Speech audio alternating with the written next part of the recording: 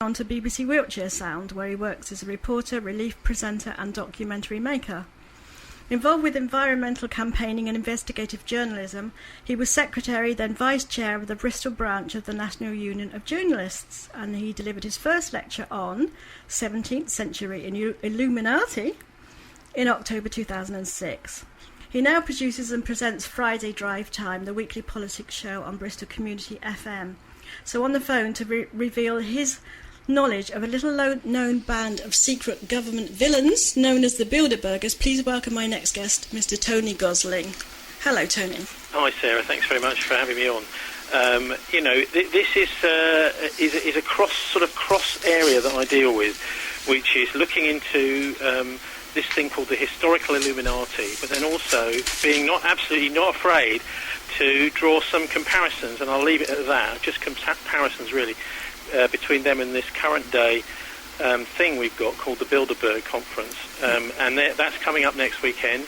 You may or may not be hearing about it because sometimes the mainstream press will cover it a little bit, other times they completely ignore it. So it's actually probably fair to say the most powerful club in the Western world. That was reported in 1987 by The Economist.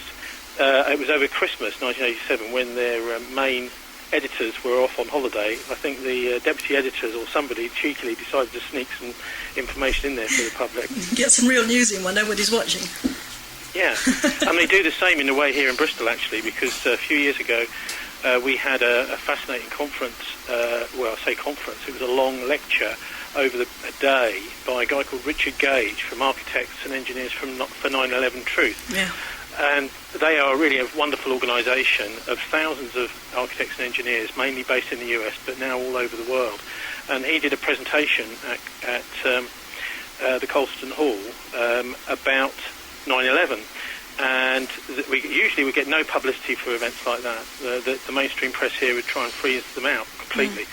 And yet, because it was a Monday edition, and it had been not the main editors and managers there at the weekend at the Evening Post here in Bristol, we got a front page on the Monday. The book was on the Wednesday, and you know what they've done, Sarah? You won't believe this, but they have now stopped doing a Monday edition. They now do a weekend edition. So to stop that kind of thing happening. I hope heads didn't roll.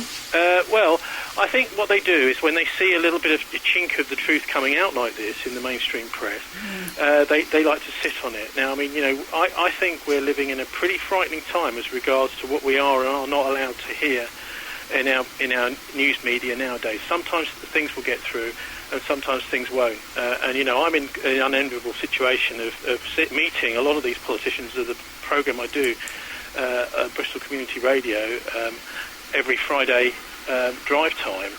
But you get a sense that something's not quite right. Some of the people that come in to be interviewed, and I really mustn't name names, but some of them do seem to be chameleon-like. As soon as the microphone is switched on, then they're very groomed, but they're a different personality when they're off mic. The other thing is that people who are political opponents are also the best of friends. So, for example, a couple of maybe year or so ago, I had two opposing politicians on the radio here one Friday evening, and there was a vox pop. I'd been out actually talking to some local people here about a particular issue, and they weren't even the vaguest bit interested in what the local people were saying about this topic. They just wanted to have a little chit-chat with each other over the top, and they didn't even listen to the vox pops as they were going out. Yeah.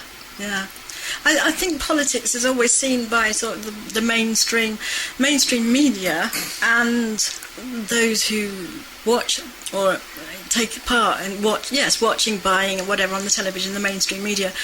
General population see politics as something apart from them, something separate, something different. It's boring, it's not interesting. I mean, we're talking about law today, dry old subject. But it does affect people, and today particularly we're talking about what is and what isn't law. And these Bilderberg group, this is a group of people who come in, I couple of years, it was a good few years ago, wasn't it? In the 70s, was it? They held their meeting in Torquay. So we have been tainted by these group people. Yeah, of course, there would have been no reporting on it in any of the national press at the time. In fact, most people in Torquay wouldn't have even known it was happening. Exactly. This is just how under the radar these incredibly powerful groups are. So can you just explain for the listeners who haven't heard of them before, because many people haven't, because of the reasons you've just explained, the mainstream don't like them? There's a whole tier of organisations like the Bilderberg. I mean, the Bilderberg I focus on because they're clearly the most powerful that are possible to do any kind of investigative journalism and reporting on. I mean, basically, the Bilderberg, it was set up after World War II with American intelligence money, the idea being to make sure that Europe was welded to the US and didn't have any thoughts or ideas of going to the left or joining forces with any of the former Soviet countries. I mean, for example, in Italy, they started going communist. As you might know, back in the 1970s, a lot of the Italians were voting communist. Yeah. And the American CIA spent millions, in fact, possibly even billions of pounds on fixing elections in Italy to make sure... Probably why they had so many governments, yeah. They stayed with the US. So that was really the project, and it's an incredibly audacious idea that a few people in the intelligence services in the middle of World War II could decide, well, we're going to make sure that after the war, because they knew they were going to win the war by 1943 pretty much, and that they could say, well, we're going to start controlling the outcome of that is to win the peace, and also for decades afterwards. So that's what they did. They set up this the first meeting in 1954 in Oosterbeek in Holland, which just so happened to be a place of the last great massacre of British troops, exactly the same place in the Battle of Arnhem, Operation Market Garden, 10 years previously, in 1944, just at the end of the war. And ever since then, they've been meeting in the United States or somewhere in Europe. The idea really being that this is where politicians are selected. Yes. They are. It's almost like a horse fair. That's how I see it. That they have to invite these politicians along, and they think, well, we like this one, we don't like that one, we like this one. But the trouble is, a lot of the mainstream media people are there. Like Rupert Murdoch's general manager, people like that, top people. For example, the deputy editor Micklethwaite of The Economist is there, but he never writes about it in The Economist, or if he was to mention it, it would only be in sort of laughable, people think this is a powerful group terms. Yes. And I can tell you, this is the way the world really works. In those meetings, all the bankers, all the royalty, the people that control most of the money in the Western world, and that is why I find them so fascinating.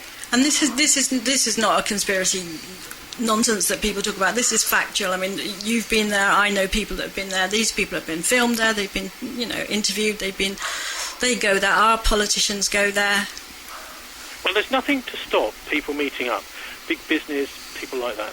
Nobody would stop that. The thing I have a problem with is when you have our elected politicians going in there, and basically as they cross the threshold of the hotel, the conference room, move into the conference room, what they're doing is they're swearing a vow of secrecy. They really are. They're not allowed to say to anybody on the outside what goes on inside. Exactly. That also is number one. But number two is the mainstream media people. The BBC, for example, when Marcus Agius, he went when he was on the executive board of the BBC, and he's going into the meeting swearing an oath of secrecy. Say, well, I will not tell anybody on the outside what goes on in here. So the question is, why are these people here? What are they doing? How does this affect the democratic process of law-making in this country? Why do they need to swear secrecy?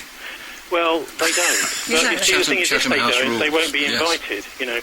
This is the part of the problem. And of course, when they are invited, they're told for the first time, they're told, well, you do realise that if you accept our invitation, you won't be able to breathe a word about it. It's called what's called the Chatham House Rules. Yes. And Chatham House is very much connected to the Bilderberg. It is an actual building in St James's in London. It's the Royal Institute for International Affairs.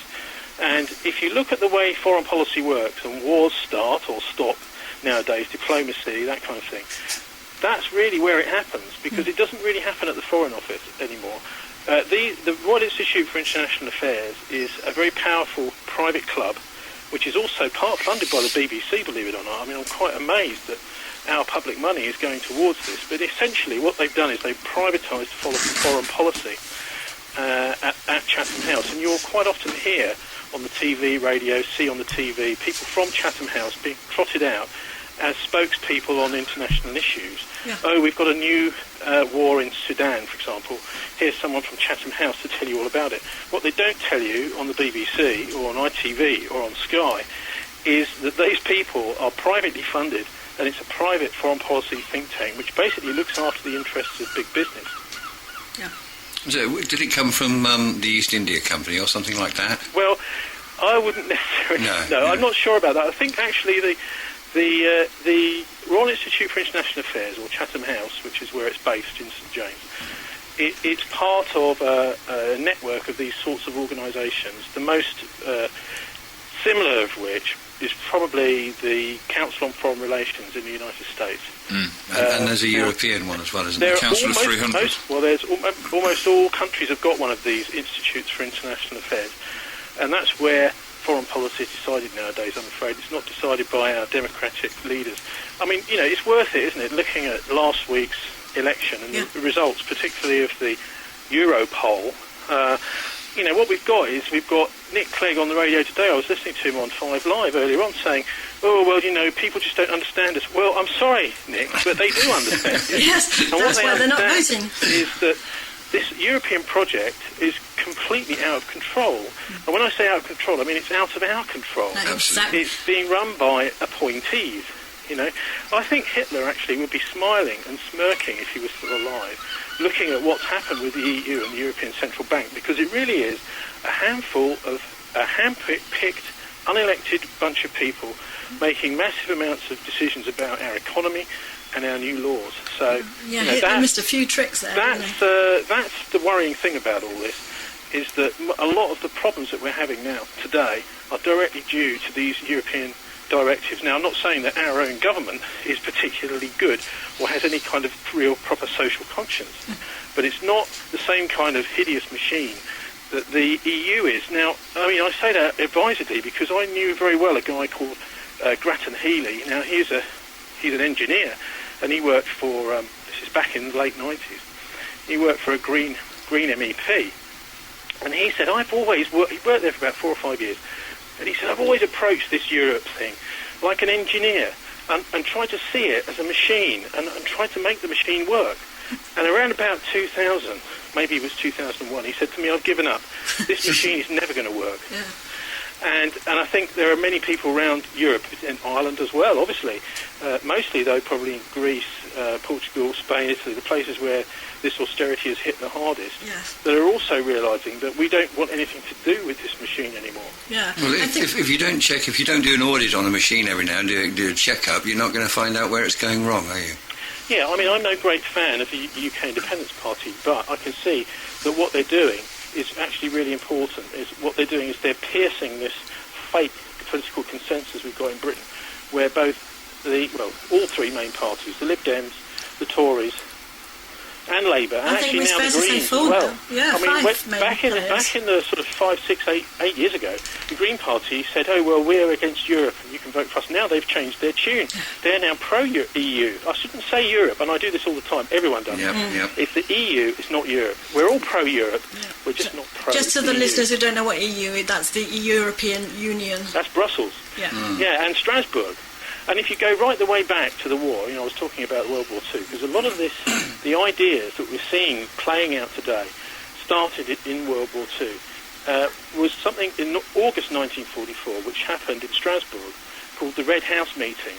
Now, all I'd suggest is that your listeners at some point use their favourite search engine to look that up. August 1944, the Red House meeting, because it's where all the Nazis got together. This is the Nazi industrialists, not just the military people. And because they knew they were going to lose the war. In August 1944, D-Day had been successful. They'd had the Falaise battle, Falaise Gap, and the Nazis had realised, crikey, this lot are heading for Berlin now, and there's nothing we can do to stop them. So they met, and Adam Labor has done a fantastic lot of research on this, and various other people. But the Red House meeting, they made some decisions there about the way that they were going to get the looted wealth of Europe. The Nazis were going to squirrel it away in other parts of the world. And they did. And in fact, this battle, Operation Market Garden, the fact that it was a failure, and I would argue that there were forces on the British side there that were actually helping it to fail, it gave the Nazis another 6 months to make sure that they could get their wealth out of Germany to places like South America, Scandinavia, in some cases also to as far away as Indonesia with the help of the Japanese, and that they could then revive their empire as a financial empire after World War II. Absolutely. And there's actually quite a lot of evidence for that. That's a fair point. You're listening to The Lioness on Riviera FM. Today we're talking about law with my guest Tony Gosling on the phone. In the studio with me I have Nick and Max, and earlier on we were speaking to Danny Bamping. So, Tony, Bilderbergs. Yeah, well, the question always seems to be, what are they up to? You know? And of course, if you imagine you've got most of the money in the Western world, you've got some of the top political leaders too, plus the press. I mean, the people that own it, not the journalists, for the most part. You know, and I always remind people of this. You know, as a journalist myself, and a member of the Journalists Union, is that the journalists never control the transmitters and the printing presses. What we see most of the time is completely controlled by a kind of managerial bureaucracy. And you'll find most of the time, if you start rocking the boat, the managerial bureaucracy pulls the rug out from under your feet. I mean, the way Bristol works, for example, as a city, is you've got a ruling elite, which here in Bristol is the merchant venturers. These people have made an absolute fortune out of the so-called financial crisis. All of this quantitative easing money that's being printed out of nowhere is going to puff up their share prices, and they're doing very, very nicely, thank you, out of it. Yeah. And they are really in charge of the city. You know, they own the city. They own big tracts of land. It's like they've got the Mayfair and Park Lane, and they also have quite a lot of sway over the top echelons of the various political parties. Although I think it's probably fair to say the Labour Party in Bristol and the Greens aren't really, very close to them. But then you've got under them, you've got a substrata of a kind of business mafia, all of whom are desperate to become part of the merchant venturers, and they will go to almost any lengths to ingratiate themselves to the people that really own the city. And to a large extent, this is why people are so disillusioned with voting, why we've got only 30% or so turned out in this latest election, because the other 60%, well, there's probably 10 or 20% that just can't be bothered anyway, but the other 40% or so are thinking to themselves, well, what's the point? Yeah, we had a perfect example here. David Lowe from our local BBC was sacked recently. The voice doesn't fit, the face doesn't fit, and we'll find a reason to get rid of you. That's right. Well, he was definitely bullied by the BBC and by their human resources department, and that's a whole story in itself. I was sitting at a meeting of BBC, mostly BBC people, about a month or so ago, where they just went off story after story about the horrendous way that people have been treated in the corporation. Basically managers doing things like thumping people, kicking their chairs, all that sort of low-level bullying where you're made to know that you're just not wanted, putting people onto freelance rather than giving them contracts of employment, this kind of thing, so that you know that you're on the way out. And this is the way they manage things. Absolutely. Well, there's 0-hour contracts coming in now with the DWP making people work for nothing. We've already had a show about that regarding whether we thought it was slavery or not. Well, I think the consensus of opinion is yes. It certainly is slavery, yeah. And we're moving towards that, I'm afraid. The old Britain never shall be slaves. Well, hang on a minute. If this just the English, Welsh and Scottish. Yeah, if this government gets their way, they certainly will be. In fact, they are. Some people are. I mean, if you look at the way that animals are treated, there's quite a strict legal framework around whether you're allowed to, if you start starving an animal, you're committing a criminal offence. You can do something like a 2-year jail sentence. Yet what's happening with the government is that they are fraudulently sanctioning people and they're taking away their food. Exactly. They're taking away their food money. This is a move towards slavery. It really is. And I think there's more and more people recognising that sort of creeping fascism is moving in. I mean, the idea that we heard today, for example, the idea that people are going to be sent to jail if they go off on holiday with their children during term time. Now, this is, whose children are they? Excuse me. We've already had parents jailed. There's the question. That's a good question. But we've already had parents jailed. Getting back to the Bilderbergs, I think it's important to focus on who and what they are. They are the political wing of NATO. NATO is in itself takes very little notice of what politicians, you or I, say. Well, What they've got the bombs. They've got their own objectives. They've got their own ideas about the way the world should be. For example, I mean, it's almost like going back to medieval times, where NATO looks upon its role as constantly taking territory, constantly taking over countries, constantly claiming resources, a bit like a sort of medieval bunch of brigands that every summer they go out getting booty. You know, they go out, they get loads of resources. And they have firms supplying them with weapons to do it as well. Yeah, so. and of course, one of the major influences on NATO and at Bilderberg meetings are the two great, well, I say great, but the two big arms firms in Europe. There's one called EADS, which is an amalgam of several companies from the continent mainly, and then there's BAE Systems, you know, the British company. And those two are sitting in there, if you imagine how scary this is, you know, with some top politicians, and John Major, people from all over the NATO countries. And this is one thing you notice, that if you're not in NATO, you're not in Bilderberg. You may be invited, there may one or two people normally, like, for example, a kind of fake Iranian group were invited, and you know, there are various kind of fake organisations that get an invite, like, they had someone from Moscow, but it was from the Carnegie Endowment for International Peace, which is an American CIA front from Moscow, you know, so they will have a few people from other parts of the world, but they're all part of the Western intelligence service in that part of the world. But it's almost entirely, you know, like I say, almost entirely the NATO countries, and so that's why I look at this as what they've done is they've turned democracy upside down. They've said, well, these organisations which are being funded by the taxpayer to defend us are now actually more powerful than our elected politicians and our press. And if any of the press start to really kick against them, they're simply either taken over or closed down. Yeah, or suicided.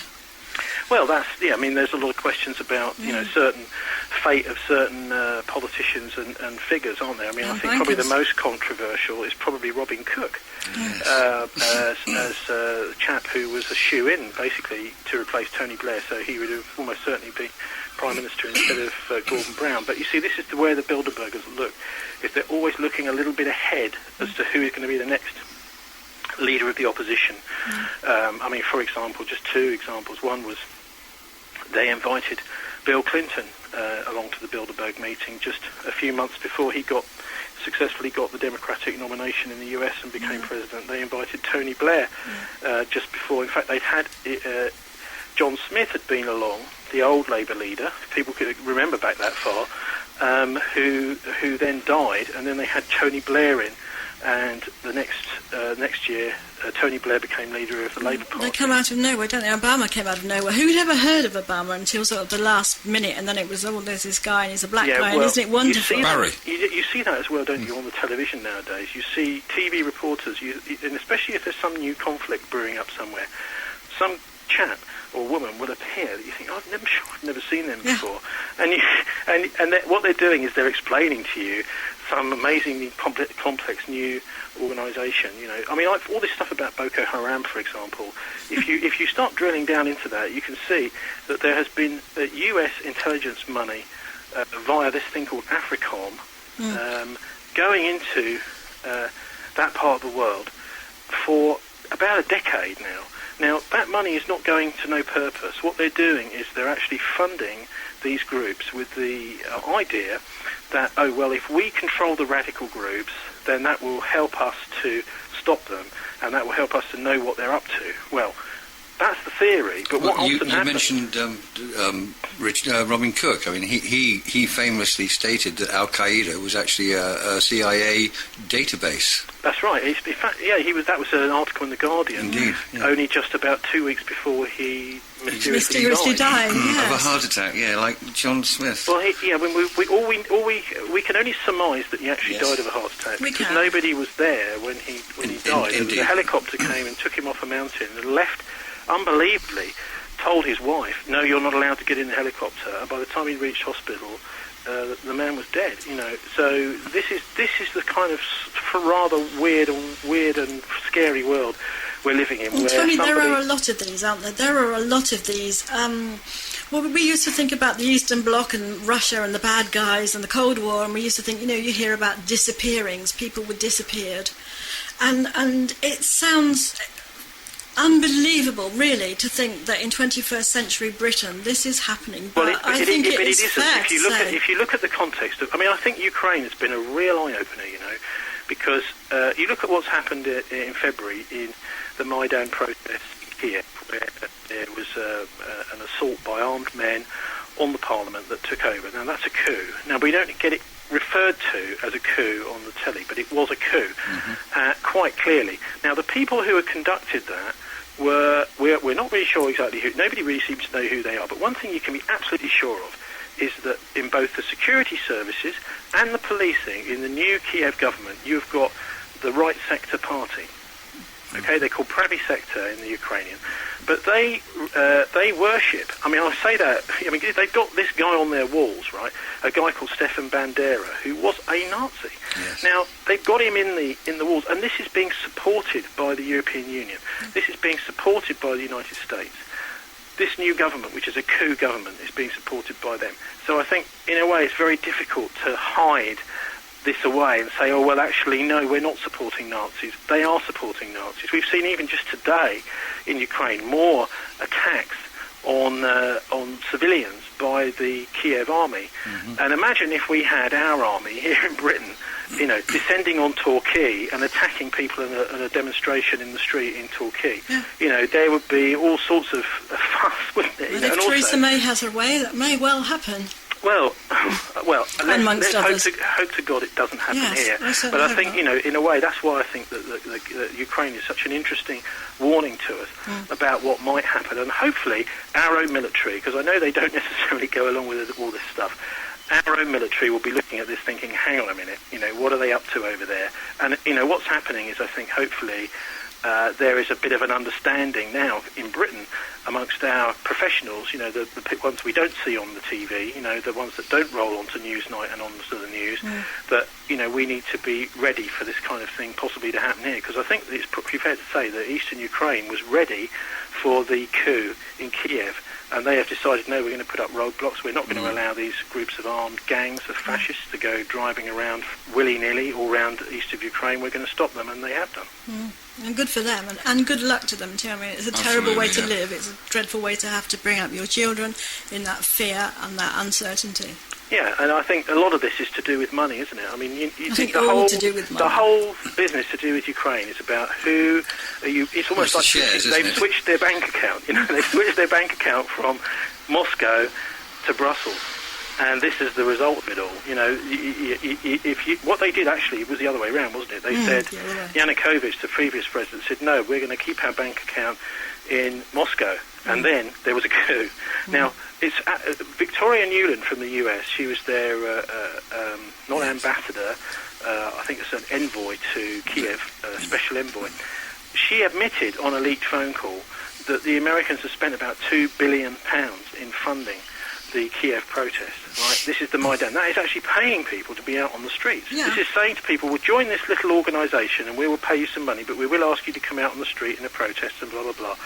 So a lot of people, I think, didn't realise where the money was coming from. A lot of people, poor people, will do that. They'll just go, okay, we'll do that. And anyway, we don't like the government, so we'll do it. Yeah. So that's how they did it. And basically, this would have been decided at Bilderberg, wouldn't it? I don't think necessarily at Bilderberg, no. It would probably be decided by people who were there. Because Bilderberg is more of a PR exercise. What is happening is the military-industrial complex, the Henry Kissingers of this world, the covert planners behind the scenes, what they're doing is they're inviting the politicians along to have a look at them and also to see, I don't think the big deals are done at Bilderberg. Yeah. What they're doing is they're building relationships. These are auditions. Right. Networking. I think audition is the perfect way to put it. I do. Does your face fit? Are you going to toe the company line? Are you going to make us money? And are you prepared to lie? And one thing we haven't even mentioned is the fact that the chairman of the Bilderberg for the first 20 years, from the mid-50s to the mid-70s, was the former SS officer, Prince Bernhard of the Netherlands. Now, he was in the SS in the run-up to the war. Then, like Philip, married into the British royal family. He married into the Dutch royal family. And he was then began to be trusted, amazingly.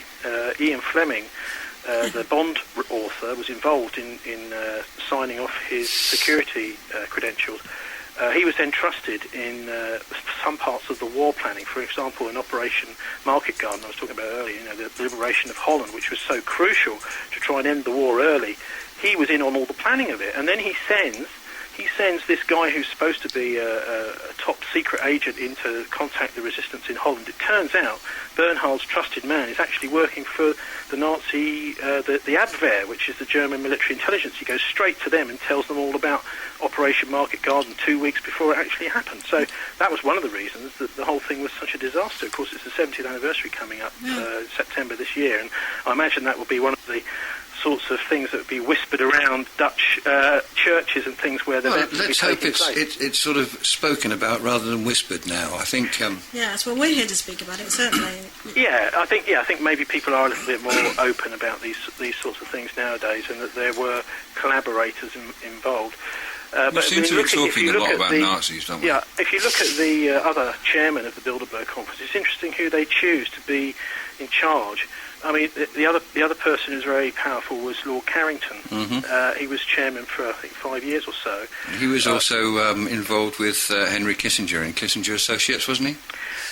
I'm not sure. I believe so. Kissinger Associates is a fascinating organisation, and Kissinger himself is basically like he runs a sort of global protection racket. Yes. So what you've got some poor little country in Africa. They suddenly start getting all these problems like we've had with Boko Haram, this kind of thing, and you go to the United Nations, and the United Nations can't do anything, and they phone you back and they say, well, we're very sorry, we haven't got any spare troops. And then you get on the phone to Henry Kissinger and you get out your credit card and he takes your number and your credit card details. Apparently it's $1 million minimum to talk to him. And then what will happen is you will do a deal with Kissinger, and then all the trouble will stop. So that's basically the way Mr. Kissinger works. So this really is our fundamental point here that we're talking today here on Riviera FM. We're talking about law, and what is it? Well, it's the law of the jungle, isn't it? It's certainly not the rule of law. It's the law of the sea. It's not the rule of law, is it? It's not the fact that we are all equal, that laws are written to protect some, to prosecute others. There's an erosion of the rule of law right around the world. I think that's pretty clear. I mean, right, from before election of government and then all the way through. And even, what we've got 3 minutes left here to discuss this. What was your view be on the idea on the fact that we are a constitutional monarchy here, because obviously all laws that are written off and signed off have to be signed off by Elizabeth Windsor. We had the revelation, didn't we? Yeah, this whole revelation about the Windsors signing, or shall we say the Saxe-Coburg-Goethals. But she's always given royal assent to all legislation, but she's not an elected. And she can say yay or nay. So where does that leave the my own view Parliament? of the way this works, I think the Queen is actually reasonably decent and honourable, but Prince Charles is taking us down a very, very different road. He really does see himself as in charge, and he takes the whole business of the international affairs very seriously. This whole business of him accusing Putin of being like Hitler, behaving like Hitler, really just shows how incredibly out of touch he is. That was Charles, wasn't it? The irony of that. That's what we're talking about. The irony of that statement, I think, is missing in Well, it was very people. interesting. I was talking on Friday to Jacob Rees-Mogg, who's one of the senior Conservatives, very, very rich chap. We had him on the radio, and he was saying, well, he didn't. When I asked him about Charles and Putin and his statement, he was saying, well, actually, I think you've got to be rather careful when you're talking to your people who are your future allies, which is a very interesting way of putting it. He didn't really say, no, Prince Charles shouldn't have said it, but he said he's quite clearly not able to perform the role that we, expect as someone in that position. The Queen seems to be much better at it. She's had a lot more experience, hasn't she? But anyway, keep your eyes on the Bilderbergs. We'll have some live reports from there on our show next Friday, Drive Time. And that is happening next week, is it? It's happening, starting on the Thursday, running through till Sunday over in Copenhagen. And I imagine Ukraine and the new Cold War will be on the agenda. Also, they will be looking to close on us as their austerity drive turns us into paupers, basically. But we're on thisweek.org.uk if any of your listeners want to try and tune in. I don't imagine you'll pick us up on FM all the way from Bristol. Well, thank you. Thisweek.org.uk, and that's on when? Thursday? That's on Friday from 5 till 7. We'll have a politician on from 5 till 6, and then 6 till 7 we'll be live over in Copenhagen. Absolutely. Well, thank you so much for joining us. It's been fascinating. If you just joined us and listening, this is Tony Gosling, Lioness here on Riviera FM with I Nick want to get a book of B&B down there sometime and come on, in the flesh. You're more than welcome. It's lovely down here. It's raining today, but it's lovely usually. So you're more than welcome. And thank you. I can't thank you enough. Well, I can't thank you enough for asking me on. Thanks ever so much. And we've gone round the BBC today, haven't we? Round the side of them. We have, absolutely. And so we should. At least we'll get some news out. Right. Thank you very much.